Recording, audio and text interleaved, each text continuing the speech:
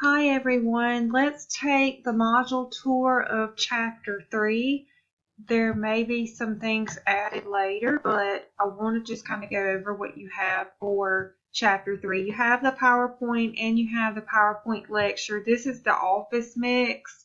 This is with me teaching as if I were teaching in a face-to-face class. Also, you have your StatCrunch video resources. Most students say that these are the most helpful when doing the homework.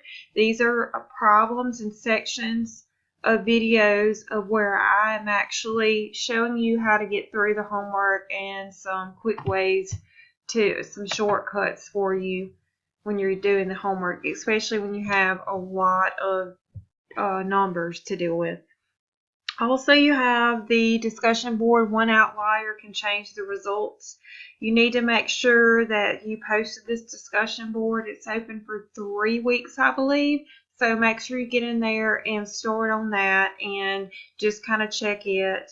And also you have your Chapter 3 Proctored Exam 1 review. Remember, you get full credit for this. This is just to help you review for the test.